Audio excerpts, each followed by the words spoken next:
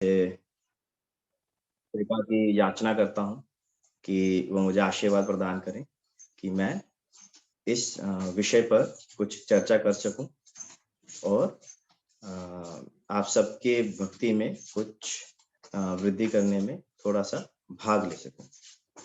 तो हम सबसे पहले मंगलाचरण पढ़ते हैं। ओम अज्ञानतिमिरन्धस्य ज्ञानञ्जनशलाकया चक्षुरुन्मीलितं येन तस्मै श्रीगुरुवे नमः। श्रीचैतन्यमनोभीष्टं स्थापितं येन भूतले स्वयं रूपा कदा मह्यं ददाति स्वपदान्तिकम्। वन्देऽहं श्रीगुरो श्रीयुतापदकमलं श्रीगुरुं वैष्णवांश्च श्रीरूपं साग्रजातां सहगणा रघुनाथान्वितं तं सजीवं साद्वैतं सावधूतं परिजनसहितं कृष्णचैतन्यदेवं श्रीराधा कृष्णपादान् सहगणा ललिता श्रीविशाखान्वितांश्च नमः ओं विष्णुपादाय कृष्णप्रेष्ठाय भूतले श्रीमते भक्तिवेदान्त सारस्वते इति नामिने नमस्ते सारस्वते देवे गौरवाणी प्रचारिणे निर्विशेष शून्यवादी पाश्चात्य इति नामिने पाश्चात्य देशतारिणे नमो महावदन्याय कृष्ण प्रेम प्रदायते कृष्णाय कृष्ण चैतन्य नामने गौरतविषे नमः। हे कृष्ण करुणा सिंधो दीनबंधो जगतपते गोपेश गोपिका कांत राधा कांत नमस्तुते। तप्त कांचन गौरांगी राधे वृंदावनेश्वरी वृषभानुसुते देवी प्रणमामि हरिप्रिये। वाञ्छाकल्पतरुभ्यश्च कृपा सिन्धुभ्य एव च पतितानां पावनेभ्यो वैष्णवेभ्यो नमो नमः। जय श्री कृष्ण चैतन्य प्रभु नित्यानंद श्री अद्वैत गदाधर श्रीवासादि गौर भक्त वृंद। हरे कृष्णा कृष्णा कृष्णा हरे हरे हरे राम राम राम हरे हरे। नमो विष्णुपादाय कृष्ण पृष्ठाय भूतले श्रीमते गोपाल कृष्ण गोस्वामिनिति नामिने प्रभुपादस्य साहित्यं जह प्रकाश्य वितीरे च प्रचारं कृतवान् साधु भगवत्पादाय ते नमः। हरे कृष्णा। तो आज का हमारा जो श्लोक है वो है अध्याय 3 और वर्ष संख्या 12। म्यूट अब आ रहा है, म्यूट में तो आवाज नहीं आएगा।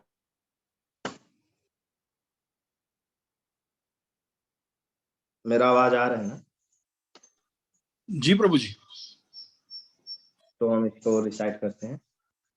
इष्टान भोगान इह वो देवा दास्यन्ते यज्ञ भाविता तैर्दत्तान् प्रदायेभ्यो यो भुङ्क्ते सतेन एव सा। इष्टान भोगान इह वो देवा दास्यन्ते यज्ञ भाविता तैर्दत्तान् प्रदायेभ्यो यो भुङ्क्ते सतेन एव सः। इष्टान भोगान इह वो देवा दास्यन्ते यज्ञ भाविता तैर्दत्तान् प्रदायेभ्यो यो भुङ्क्ते सतेन एव सः। कोई भक्त रिसाइट करना? हरे कृष्ण प्रभु जी। इष्टान् भोगान् वो देवा दास्यन्ते यज्ञभावितः तैर्दत्तान् प्रदायैभ्यो यो भुङ्क्ते तेन एव सः। हरे कृष्ण प्रभु जी, दंडवत प्रणाम।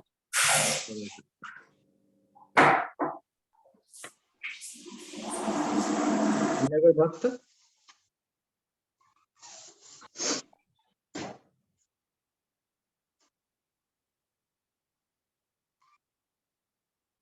ओके, तो अभी हम इसका अनुवाद पढ़ते हैं।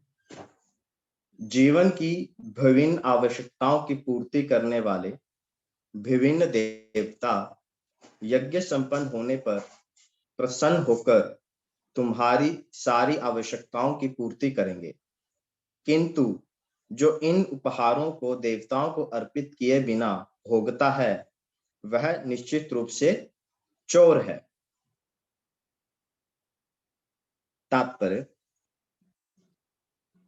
देवतागण भगवान विष्णु द्वारा भोग सामग्री प्रदान करने के लिए अधिकृत किए गए हैं, अतः नियत यज्ञों द्वारा उन्हें अवश्य संतुष्ट करना चाहिए।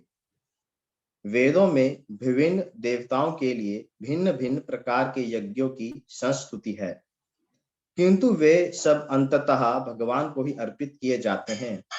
किंतु जो यह नहीं समझ सकता कि भगवान क्या है, उसके लिए देव यज्ञ का विधान है।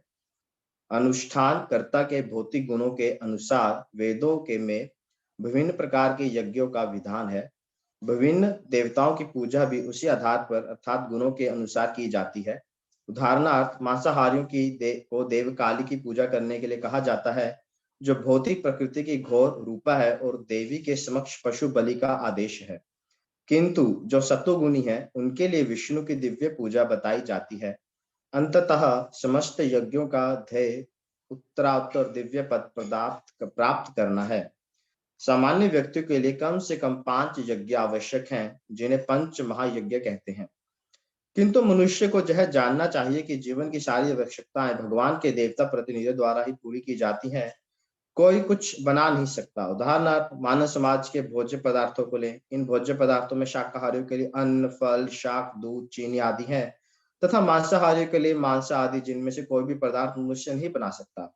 एक और उदाहरण ले, यथा ऊष्मा, प्रकाश, जल, वायु आदि जो जीवन के लिए आवश्यक हैं, इनमें से किसी को बनाया नहीं जा सकता। परमेश्वर के बिना ना तो प्रचुर प्रकाश मिल सकता है, न चांदनी, वर्षा या प्रातःकालीन समीर ही, जिनके बिना मनुष्य जीवित नहीं रह सकता। स्पष्ट है कि हमारा जीवन भगवान द्वारा प्रदत्त वस्तुओं पर आश्रित है, यहाँ तक कि हमें अपने उत्पादन उद्यमों के लिए अनेक कच्चे मालों की आवश्यकता होती है, यथा धातु, गंधक, पारद, मैग्नीज तथा अन्य अनेक आवश्यक वस्तुएं, जिनकी पूर्ति भगवान के प्रतिनिधि इस उद्देश्य से करते हैं कि हम इनका समुचित उपयोग करके आत्म साक्षात्कार के लिए अपने आप को स्वस्थ एवं पुष्ट बनाए, जिससे जीवन का चरम लक्ष्य अर्थात भौतिक जीवन संघर्ष से मुक्ति प्राप्त हो सके।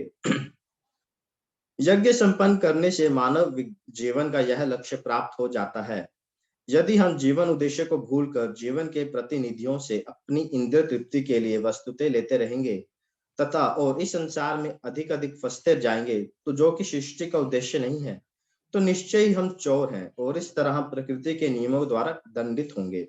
चोरों का समाज कभी सुखी नहीं रह सकता, क्योंकि उनका जीवन लक्ष्य नहीं होता। भौतिकवादियों चोरों का कभी कोई जीवन लक्ष्य नहीं होता। उन्हें तो केवल इंद्रिय तृप्ति की चिंता रहती है।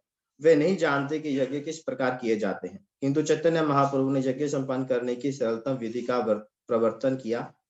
यह है संकीर्तन यज्ञ, जो संसार के किसी भी व्यक्ति द्वारा जो कृष्ण भावनामृत के सिद्धांतों को अंगीकार करता है, संपन्न किया जा सकता है।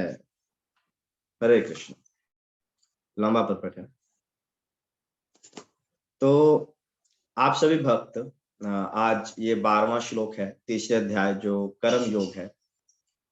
तो पिछले 11 दिन से हम क्रमशः इसके ऊपर हम चर्चा कर रहे हैं। तो जो तीसरा अध्याय है, अगर आपको याद हो, एक प्रश्न से शुरू होता है। एक प्रश्न जो अर्जुन पूछते हैं। क्या किसी को याद है कि वो प्रश्न क्या है?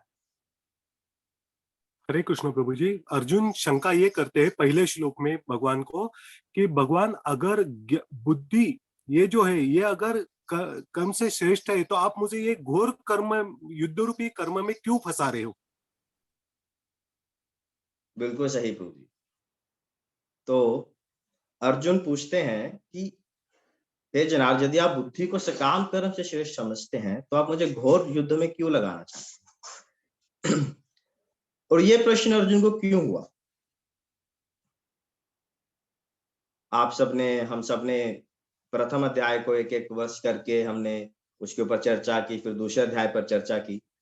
तो आप में से किसी को पता है कि अर्जुन को यह प्रश्न क्यों हुआ? ऐसा दूसरे अध्याय में भगवान ने क्या श्लोक बोला, ऐसा कौन सा वर्ष बोला कि अर्जुन को ये प्रश्न हुआ कि क्यों हमसे काम कर्म करें? जब आपने बोला है कि सब कुछ छोड़ दो, तो हमसे काम कर्म क्यों करें? Any idea? बिना बुक खोले। नूपुरराव माता जी। जी। हरे कृष्णा प्रभु जी। सेकंड चैप्टर में भगवान ने कहा था दूरेण ही यवरम कर्म बुद्धि योगा धनंजय। तो उस श्लोक से अर्जुन कंफ्यूज हो गए कि बुद्धि योग श्रेष्ठ है या कर्म श्रेष्ठ है, तो इसलिए ये प्रश्न पूछा गया। बिल्कुल सही जवाब माता जी। भगवान ने दूसरे अध्याय के 49 वर्ष में ये बोला, दूरेन ही वरम कर्म बुद्धि योग धनंजया बुद्धो शरणमणि विच्छ कृपणा फल हेतु। कि भक्ति के द्वारा घृणित कर्मों को दूर करें और उसी भाव से भगवान की शरण। तो जो व्यक्ति अपने से काम कर्म फलों को भोगना चाहते हैं वे कृपण हैं। तो भगवान ने क्योंकि दूसरे अध्याय में ये वर्ष बोला था, उससे अर्जुन कंफ्यूज हो गए और फिर उससे अर्जुन ने तीसरे अध्याय में ये प्रश्न पूछा। तो पहला अध्याय हमने देखा कि जिसमें अर्जुन घबरा रहे हैं, वो समस्त अपने परिजनों को देखकर बहुत ही कंफ्यूज हो रहे हैं, उनका हृदय बहुत भाव विभोर हो रहा है।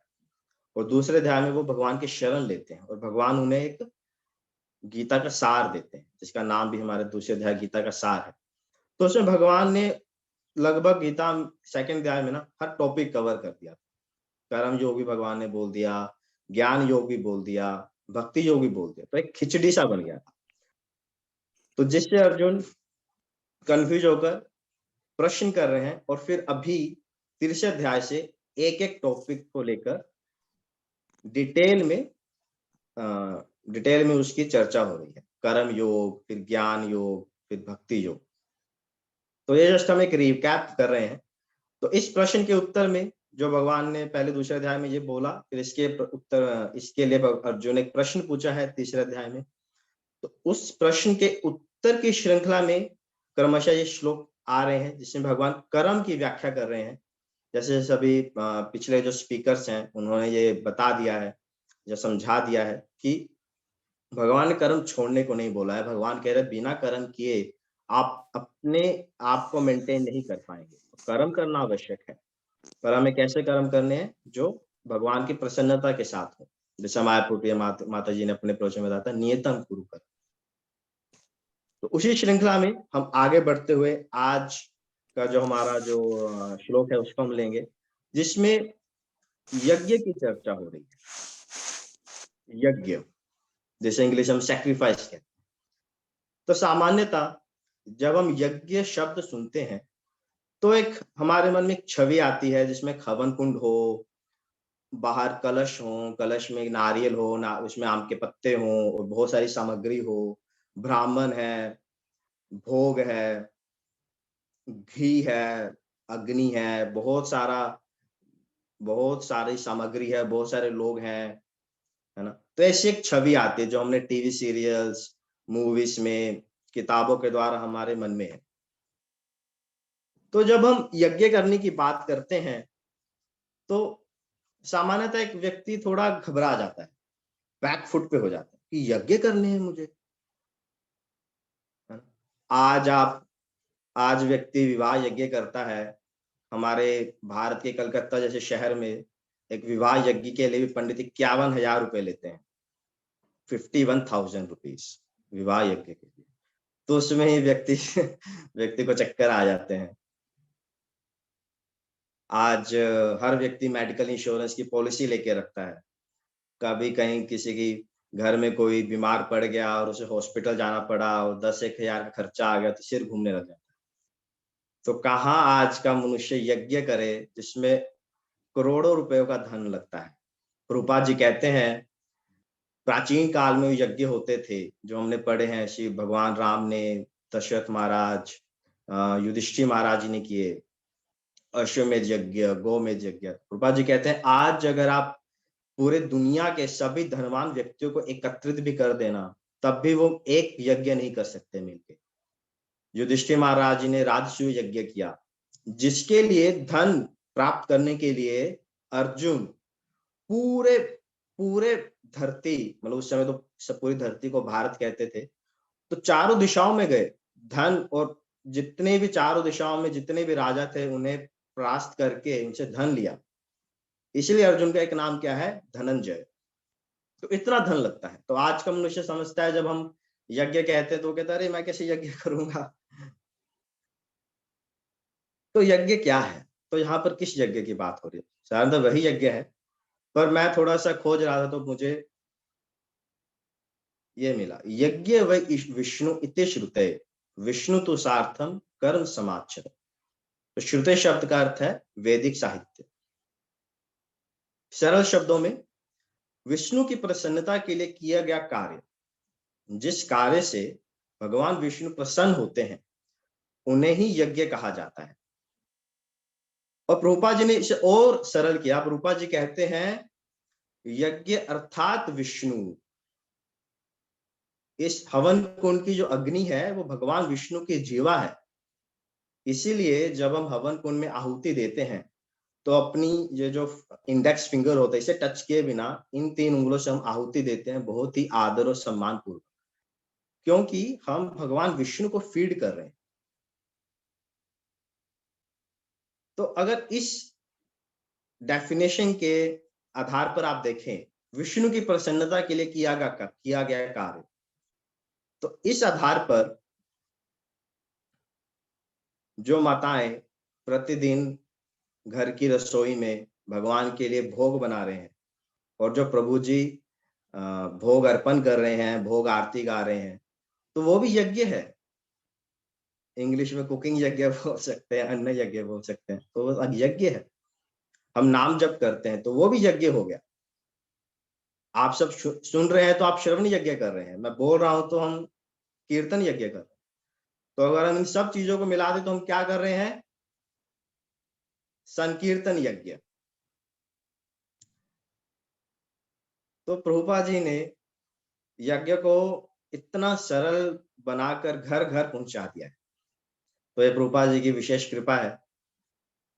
और जो हमारे भक्त जो मंदिर में ही है, मंदिर में ही अपना पूरा जीवन उन्होंने दे दिया है, वो तो 24 घंटे ही यज्ञ कर रहे हैं। मतलब वो तो घी में डूबी हुई चपाती की तरह है, जो 24 घंटे यज्ञ में ही डूबे हुए। इस तरह यज्ञ करना बहुत आसान बना दिया है प्रभुपाद जी ने। विष्णु की प्रसन्नता के लिए किया गया कार्य। जो विद्यार्थी भक्त हैं और अच्छा पढ़ाई करना चाहते हैं ताकि वो भगवान के नाम का प्रचार कर सकें, तो वो भी यज्ञ कर। तो इस तरह संकीर्तन यज्ञ प्रभुपाद जी ने हमें करने के लिए बोला है इस कलयुग, जहां पर हम भगवान राम के जैसे अश्वमेध यज्ञ, गोमेध यज्ञ करने में सक्षम नहीं है। तो जो वैदिक साहित्य होते हैं, हमारे वेदस होते हैं, वो बहुत ही हमारे लेवल पर आकर हमें सॉल्यूशन प्रदान करते हैं। बट यहाँ पर एक सामान्य भौतिकवादी व्यक्ति एक प्रश्न उठा सकता है कि मैं क्यों यज्ञ करूं? Why shall I please Vishnu? मैं क्यों विष्णु को प्रसन्न करूं? मुझे क्या मिलेगा इसमें? है ना? हम कुछ भी करते हैं ये देख के कि इसमें मुझे क्या मिलेगा, तो अन्यथा हम नहीं करते कुछ। तो एक भौतिकवादी व्यक्ति या सामान्य संसार में व्यक्ति, अगर आप किसी को बोलेंगे आप यज्ञ करो, तो बोलेगा मैं क्यों करूं, मुझे क्या आवश्यकता है करने की? तो इसके उत्तर में हमारे प्रभुपाद जी क्या कहते हैं कि हमारा जो भौतिक एक मनुष्य है वो प्रकृति के द्वारा बंधा हुआ है। प्रकृति के द्वारा बंधा हुआ है। किससे बंधा हुआ है? कर्म बंधन से। हम सब ने 9th क्लास में न्यूटन का सिद्धांत पढ़ा होगा ना, every action has an equal and opposite reaction. हर कार्य का समान और विपरीत हमें एक रिएक्शन मिलता है। तो उसी तरह कर्म है। अगर आज हम किसी का आदर सत्कार करेंगे, किसी का सम्मान करेंगे, किसी को दान देंगे, चाहे विद्या का दान हो, चाहे पानी का दान हो, तो उसको अगले जन्म में उसका फल मिलेगा।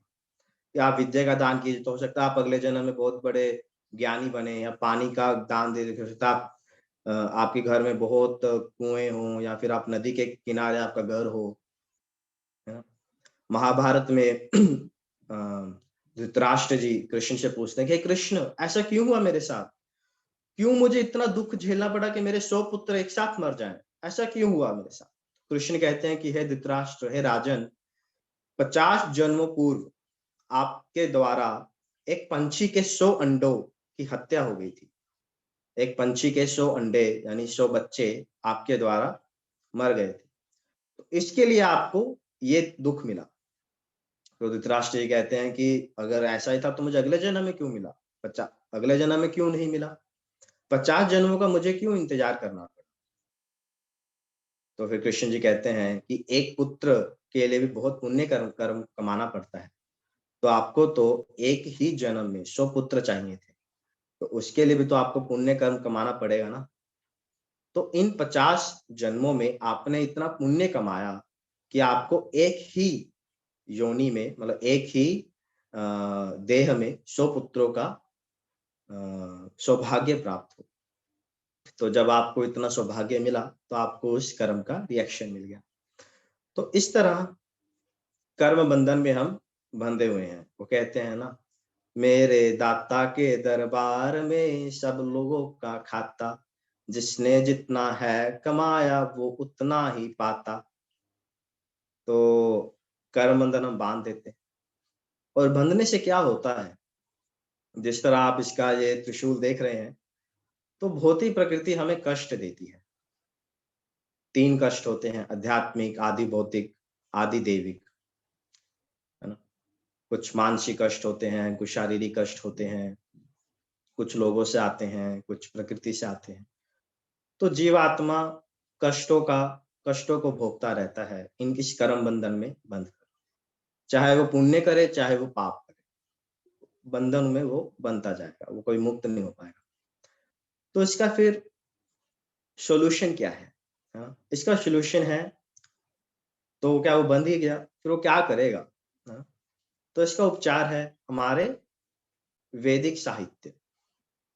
हमारे वैदिक साहित्य हमें बताते हैं कि कैसे जो मनुष्य है अपने अपना जो गोल है, हमारा जो लक्ष्य है आत्म साक्षात्कार, उसको प्राप्त करे। तो वैदिक साहित्य एक टूर गाइड की तरह है।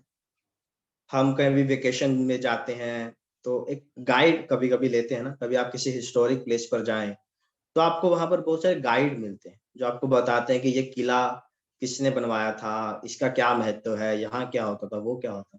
तो हमें गाइड होते हैं ना। तो इसी तरह वैदिक साहित्य एक गाइड की तरह है जो हमें बताते हैं कि कौन सा मार्ग हमें कर्म बंधन की ओर लेके जाएगा और कौन सा मार्ग हमें मुक्ति की ओर लेके जाएगा या भगवान की ओर लेके जाएगा। और भगवत गीता को समस्त वेदों का सार कहते हैं, है ना। क्योंकि आज मनुष्य के पास इतना समय नहीं है कि वो पूरे वेद पढ़ सके, ना ही इतनी बुद्धि है, और ना ही ऐसे लोग हैं जो वेदों को उनके सही ढंग से हमें समझा सकें। तो प्रभुपाद जी ने कहा है भगवत गीता ही वेदों का सार है। और भगवत गीता को प्रभुपाद जी लाइफ मैनुअल भी कहते हैं। लाइफ मैनुअल, जिस प्रकार अगर हम एक मोबाइल फोन अगर हम परचेज करें तो मोबाइल फोन के साथ उसका एक मैनुअल भी आता है जो हमें बताता है कि इसमें कौन कौन से फीचर्स हैं, इसका सही उपयोग क्या है, क्या करना चाहिए, क्या नहीं करना चाहिए, है ना। धूप में मत रखें, यहाँ ऐसा मत करें। तो उसी प्रकार भगवत गीता एक लाइफ मैनुअल है जो हमें बताती है कि हमें क्या करना चाहिए। 3 प्रकार के कर्म होते हैं, अकर्म, विकर्म, सकाम कर्म, जिसमें रिएक्शन मिलता है, जिसमें रिएक्शन नहीं मिलता है। तो ये वैदिक साहित्य हमें बताते हैं कि यदि हम भगवान विष्णु की प्रसन्नता के लिए कर्म करेंगे तो हम कर्म बंधन से मुक्ति प्राप्त करेंगे और हमें संसार में नहीं फंसेंगे, और हमारा जो लक्ष्य है आत्म साक्षात्कार, उसकी ओर हम आगे बढ़ेंगे। और इसीलिए हमारे जो वेद शास्त्र हैं वो यज्ञ का अनुष्ठान देते हैं कि हमें यज्ञ करने चाहिए। और प्रभुपाद जी हमें समझाते हैं, उसे हमारे लेवल पर लाके बोलते हैं कि हमें भगवान की प्रसन्नता के लिए करने चाहिए। तो इस तरह वेद हमें सही मार्ग की ओर लेके जाते हैं। तो अब ये तो हो गया कि यज्ञ क्यों करने चाहिए, है ना। अब यज्ञ किसके लिए होते हैं? आप देखिए, जिस तरह हमारा भारत देश है, इस भारत देश में कई अम, कई विभाग हैं, है ना। हमारी एक सरकार है, उस सरकार के अनेक विभाग हैं, income tax, electricity board, transport system, अनेकों विभाग। और हमें सभी विभागों में टैक्स देना पड़ता है ना, क्योंकि हम उनका सुविधा, उनकी सर्विसेज ले रहे हैं, तो हमें टैक्स देना पड़ता है। आज आप कहीं एक फ्लैट ले लें, पुणे कैंप में मंदिर के पीछे आप अगर एक फ्लैट ले लें, तो पहले आपको सोसाइटी में मेंटेनेंस टैक्स देना पड़ेगा, फिर आपको कैंटोनमेंट टैक्स देना पड़ेगा, फिर आपको प्रॉपर्टी टैक्स देना पड़ेगा, फिर इलेक्ट्रिसिटी बिल, वाटर बिल, फिर आपको पार्किंग, अगर आपको एक्स्ट्रा पार्किंग चाहिए तो पार्किंग चार्जेस देने पड़ेंगे। और फिर अन्य कोई फेस्टिवल आता है तो फिर उसमें कंट्रीब्यूशन करना पड़ता है, और अनेकों। आज मान लीजिए अगर आप एक डॉक्टर के पास जाते हैं, तो डॉक्टर आपको सर्विसेज देता है, तो हम उसके प्रति कृतज्ञ हो जाते हैं, है ना। We are obliged to the doctor. फिर हमें डॉक्टर के को धन देते हैं, या फिर अन्य अगर उसे कुछ चाहिए, अगर आप वकील के पास जाते हैं तो हमें वकील की सेवाएं लेते हैं, तो हमें उनका कर्ज, हम उनके ऑब्लाइज्ड हो जाते हैं, कृतज्ञ हो जाते हैं, तो फिर हमें जो उनको अपेक्षा होती है हमें वो करना पड़ता है। अगर वो कोई काम कहें तो काम, नहीं तो धन है तो धन देना पड़ता है। तो जिस प्रकार हम भारत सरकार से सर्विसेज लेते हैं और उसके लिए हमें उन्हें टैक्स कर देना पड़ता है, उसी प्रकार भगवान की ये यूनिवर्सल गवर्नमेंट है। भगवान श्री कृष्ण है, और भगवान श्री कृष्ण की एक यूनिवर्सल गवर्नमेंट है, जिसमें वर्षा का विभाग उन्होंने इंद्र को दिया है, अग्नि का विभाग उन्होंने सूर्य देवता को दिया है, जल का विभाग उन्होंने वरुण देवता को दिया है, वायु का विभाग उन्होंने वायु देवता को दिया है। तो ऐसे अनेकों डिपार्टमेंट्स हैं।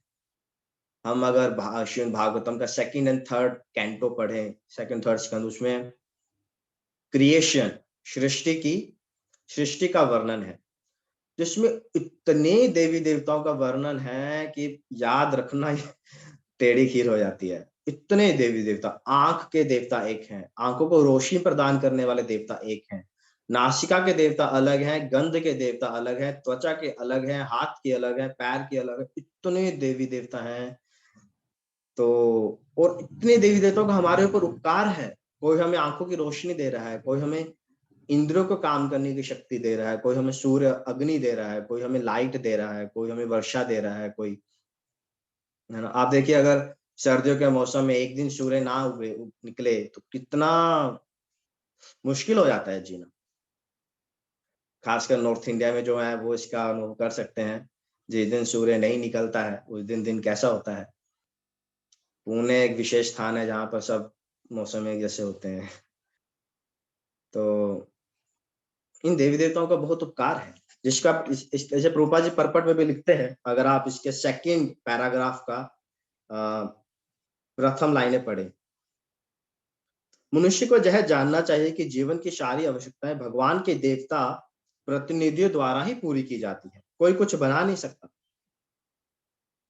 तो ये देवी देवता है जो हमारी आवश्यकताओं की पूर्ति करते हैं।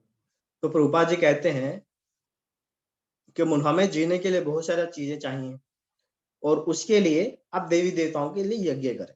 आप यज्ञ करेंगे, देवी देवता प्रसन्न होंगे, और वो आपको, आपकी जो इच्छाएं हैं वो आपकी पूर्ति करेंगे। तो एक बहुत ही हार्मोनाइज्ड सिस्टम यहाँ पर दिया गया है। मनुष्य को कुछ चाहिए, वो यज्ञ करेगा, देवी देवता प्रसन्न होंगे, वो उसे वो प्रदान करेंगे। तो दोनों पार्टी हैप्पी हैप्पी हो गई, ठीक है। बट आज का मनुष्य क्या बोलता है? आज का मनुष्य बोलता है, मेरे पास साइंस है, मेरे पास टेक्नोलॉजी है, मेरे पास इंटरनेट है, मेरे पास डिजिटलाइजेशन है, मैं मॉडर्न हूँ, मुझे क्या जरूरत आवश्यकताओं को पूर्ति करने के लिए मैं यज्ञ करूँ? मैं अपनी आवश्यकताएं खुद पूरी करूंगा। मैं नहीं मानता ये इंद्र, वरुण, चंद्र को, भगवान को। साइंस सब कुछ कर सकती है। फॉर एग्जाम्पल दशरथ महाराज जी की 350 रानियां थी, जिनमें से 3 प्रमुख थी, कौशल्या, कैकेयी और सुमित्रा। पर इन 355 में से किसी भी रानी से उन्हें कोई पुत्र नहीं मिला, और वो चाहते थे कि मेरा कोई पुत्र हो, मेरा कोई कार्यभार आगे बढ़ाने वाला कोई हो, बट उन्हें कोई पुत्र नहीं हुआ। तो उन्होंने क्या किया, वो गए अपने गुरु वशिष्ठ मुनि के पास, और वशिष्ठ मुनि के साथ उन्होंने यज्ञ किया, पुत्र कामिष्ठी यज्ञ, जिसमें एक यज्ञ पुरुष उत्पन्न हुए, उन्हें खीर दी, दिव्य खीर दी, जिससे उनके घर में भगवान स्वयं आए, राम, लक्ष्मण, भरत, शत्रुघ्न। बट अगर इसी सिनेरियो को अगर आप कलयुग में ले ले, आज भी बहुत सारे कपल्स ऐसे हैं जिन्हें संतान नहीं हो पाती, तो वो क्या करते हैं? आप में से कोई बताना चाहेगा, अगर आज के कलयुग में लोग क्या करते हैं अगर उनमें से किसी को संतान नहीं होती है? हमारे इसमें कई मेडिकल लाइन के भी लोग, फील्ड में लोग हैं, तो वो क्या सोल्यूशन निकालते हैं? जैसे विजय कुमार प्रभु जी, आपने हाथ खड़ा किया। हरे कृष्णा प्रभु जी। जैसे कि वो लोग आजकल नए नए टेक्निक्स आते हैं, जैसा इसका टेस्ट ट्यूब बेबी वगैरह में जाते हैं, या ऐसे ऐसे इसमें कुछ करते हैं वो लोग, या तो आजकल तो अभी सरेगोसी भी आ गया है, वो भी उसमें भी जा सकते हैं। ये सब बहुत सारे ऑप्शंस अवेलेबल है, पहले जो नहीं थे, पहले जो मतलब जो इसमें, मगर हम लोग वो पहले भी थे, मगर वो हम लोग को क्या, हम लोग उसमें विश्वास नहीं रखते थे। कि जैसे कुंती महारानी को हो गया था, जैसे उन्होंने पांडवों को जन्म दिया उन्होंने, जैसे उनके इनके जाने के बाद भी, तो मगर हम लोग उसको विश्वास नहीं, उसको एक काल्पनिक मानते थे। मगर जब अब जो ये सरोगेसी आ गया, टेस्ट ट्यूब बेबी आ गया, सब हो गया, और अभी आपका सब जो भी है, आपका जो प्रिजर्वेशन करने के लिए भी सब आ गया है, अभी हम लोग उसके ऊपर हम लोग पर हमारे उसको प्रूफ है, बोलते हैं हमारे पास प्रूफ है। मगर जब हम लोग हमारे धार्मिक चीजें से हम लोग प्रूफ मांगते हैं, तो ये सब अभी अवेलेबल है सर। जी भाई, धन्यवाद आपके आंसर के लिए। उर्मिला गौरांगी माता जी ने भी हाथ खड़ा किया था, वो भी मेडिकल लाइन में है। तो माता जी, आपका भी यही उत्तर था या फिर आप कुछ अन्य अलग? हाँ जी प्रभु जी, यही कहना चाहती हूँ। जी हाँ। तो देखिए, आज साइंस सॉल्यूशन देती IVF, इन वर्टो fertilisation, test tube babies, surrogacy. तो व्यक्तिगत मैं तो साइंस से ये आवश्यकताएं पूरी कर सकता हूँ, मुझे क्या जरूरत है यज्ञ करने की, है ना? तो वैसे हमारे पास समय कम है, इस टॉपिक के ऊपर मैं बहुत चर्चा कर सकता हूँ, तो बस मैं इतना कहूंगा कि देखिए, साइंस कितनी भी एडवांस क्यों ना हो जाए, साइंस का आधार नेचर ही रहेगी। साइंस इंडिपेंडेंट नहीं है। देखिए, टेस्ट ट्यूब बेबी हो, चाहे सरोगेसी हो, चाहे IVF हो, साइंस पुरुष का वीर्य, सीमन, और स्त्री का एग, उसको इन्वेंट नहीं कर पाई। उसे कोई भी टेक्निक हो, सीमन तो उसे पुरुष से ही चाहिए। और वो क्या करते हैं, सीमन और एग को मिला के एक जाइगोट टर्म है, जाइगोट बनता है, और उसका सर्वाइवल पीरियड होता है 15 दिन।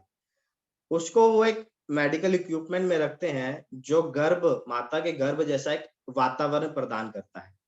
अगर वो सर्वाइव किया, फिर उसके आगे भी कई स्टेजेस होते हैं, कई पीरियड होते हैं। तो साइंस ने बनाया है, बट उसका बेस नेचुरल चीज ही है। साइंस सीमन को रेप्लिकेट नहीं, सीमन को इन्वेंट नहीं कर पाई कि चलो हमें ऐसा ऐसा बेबी चाहिए, तो उसमें ऐसे ऐसे कोडिंग कर दो और फिट कर दो, तो हमें ऐसा बेबी मिल गया। ये साइंस नहीं कर पाई। और गर्भ को भी उसने रेप्लिकेट किया है, उसने कोई नई चीज नहीं बनाई है। जो माता गर्भ होता है, उसका ही एज इट इज उसने एक इक्विपमेंट बनाने की कोशिश की। साइंस ने कुछ नया इन्वेंट नहीं किया, जो भगवान ने दिया उसको ही रेप्लिकेट किया। और IVF में भी देखिए, जरूरी नहीं है कि आपका हर अटेम्प्ट सक्सेसफुल हो, उसमें बहुत सारी स्टेजेस होती हैं। पहली बात, success is not guarantee. Second, अगर सक्सेस मिल भी गई, तो वो कितना लॉन्ग लास्टिंग होगा, उसका भी कोई साइंस गारंटी नहीं देता कि ये, हाँ भैया आपका पुत्र जिएगा, अच्छा जिएगा, हेल्दी जिएगा, कुछ नहीं कह सकते। थर्ड, ये हमारे कर्म बंधन में बांधता है, वी बिकम मोर अटैच्ड, क्योंकि बहुत सारा धन लगता है इसमें। We become more attached, we don't gain anything. इसके विपरीत अगर आप यज्ञ करें तो यज्ञ से जो आपको पहली बात तो सक्सेस इज गारंटी, फिर आपको जो फल मिलता है वो फल भी लॉन्ग लास्टिंग होता है, क्योंकि भगवान जो देते हैं फिर वो हमें कर्मों से ऊपर का देते हैं, जो हमारे कर्मों में नहीं होता। अगर किसी को संतान नहीं है उसका मतलब उस कर्म में संतान सुख नहीं लिखा है, बट भगवान फिर भी देते हैं, तो भगवान कर्म से बाहर की चीज देते हैं, फिर वो लॉन्ग लास्टिंग होती है। इससे हमारा शुद्धि भी होता है और हमारा कर्म भी कटता है और हमें ज्ञान भी मिलता है। तो यज्ञ करने के बहुत लाभ है, मतलब अगर हम सही ढंग से हमारी आवश्यकताओं की पूर्ति करें। आज आर्टिफिशियल रेन है ना, जहाँ रेन नहीं होती तो साइंस कुछ तो क्लाउड में मिशन करती है तो आर्टिफिशियल रेन पैदा करते हैं, बट उसका आधार भी क्या है? केमिकल्स। केमिकल तो विज्ञान नहीं बना रहा है, यही प्रभुपाद जी के परपट में लिख रहे हैं। प्रभुपाद जी बहुत उदाहरण है ना, जैसे खाने की चीजें हो, है ना, अन्न, फल, शाक, दूध, चाहे मांसाहारी हो, नॉन वेजिटेरियन भी अपना फूड खुद नहीं बना सकता, उसे प्रकृति ही चाहिए। फिर एनर्जी हो, ऊष्मा, प्रकाश, जल, वायु, या फिर आपको अपने इंडस्ट्री के लिए, है ना, कुछ चीजें चाहिए, चांदनी, वर्षा, और क्या लिखा है, विभिन्न मेटल्स, गंधक, पारद, मैग्नीज, जैसे कॉपर, बॉक्साइट, जिंक, सिल्वर। तो कुछ भी तो इंसान नहीं बना पा रहा है, फिर उसे किस बात का घमंड हो रहा है ना? लाखों रुपए वो लोग साइंस और डिजिटलाइजेशन में उड़ा रहे हैं, तो घमंड किस बात का उसे? तो मतलब हम यहाँ पर साइंस को निराकार नहीं कर रहे हैं, तो जैसे, बट साइंस का आधार प्रकृति और भगवान ही है, वो अलग नहीं है, इंडिपेंडेंट नहीं है।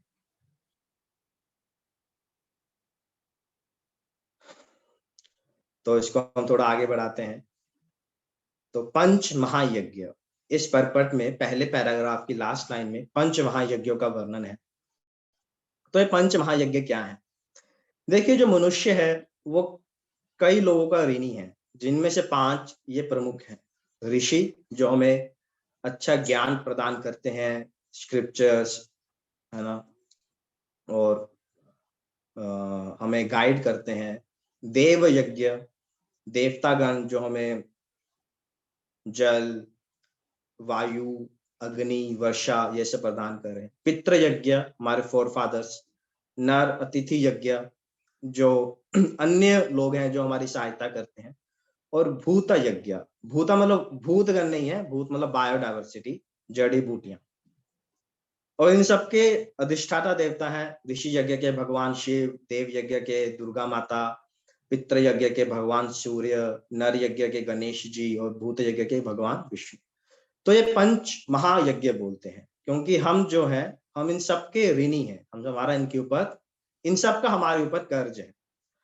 तो प्रभुपाद जी देखिए, पहले पैराग्राफ की लास्ट लाइन में लिखते हैं, सामान्य व्यक्तियों के लिए कम से कम 5 यज्ञ आवश्यक हैं, जिन्हें पंच महायज्ञ कहते हैं। तो ये 5 महायज्ञ हम सबके लिए आवश्यक है।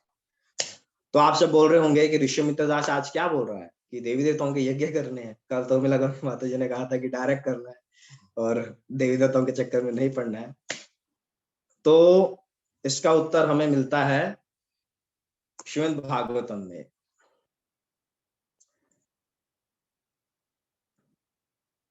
देवर्षिर्भूत आप्त निरापितॄणाम न किंकरोऽन्यमृणी च राजन् सर्वात्मना यः शरणं शरण्यं कतो मुकुंदम परिहृत्य कृतम्। कोई वक्त इसका ट्रांसलेशन पढ़ेंगे अभी? Someone can volunteer?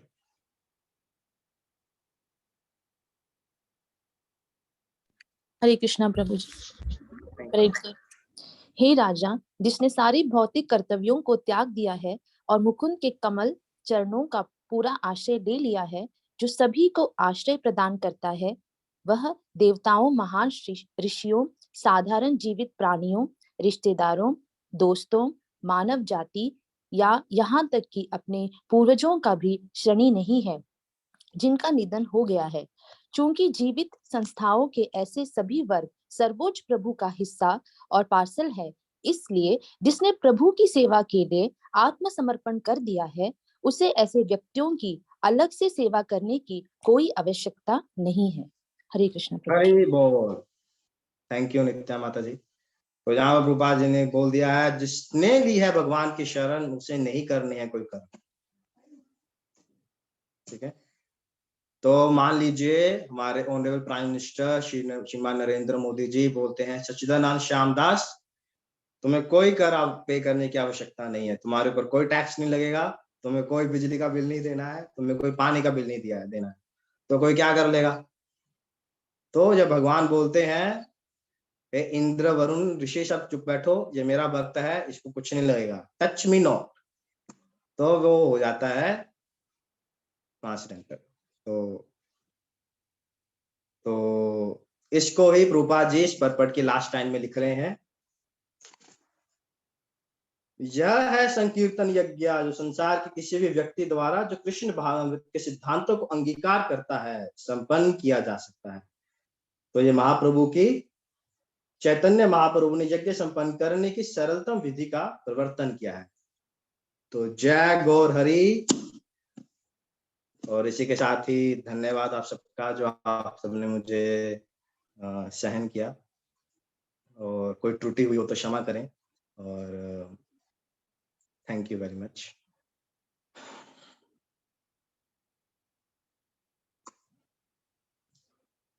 श्रद्धा श्याम प्रभु 8 बज गए हैं, तो क्या हमारे पास समय है प्रश्न उत्तर का?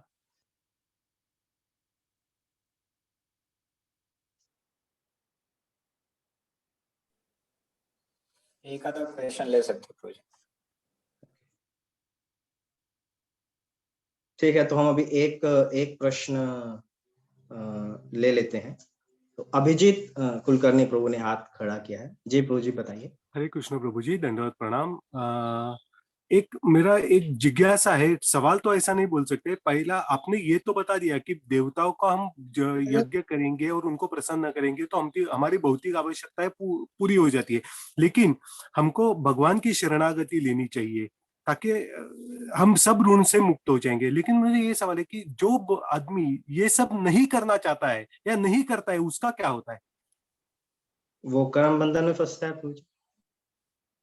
वो करेगा, जितने वो एफर्ट करेगा उसको अपने कर्म बंधनों में फंसता रहेगा, तो अपने कर्म से बाहर नहीं आ सकता। अगर उसके कर्म में, जिस तरह हमने साइंस का एग्जाम्पल लिया संतान का, तो अगर किसी के कर्म में लिखा है कि उसे संतान सुख नहीं है, तो फिर वो सरोगेसी करे, आईवीएफ करे, तो उसे नहीं मिलेगा संतान सुख, उसके अटेम्प्ट फेल होंगे।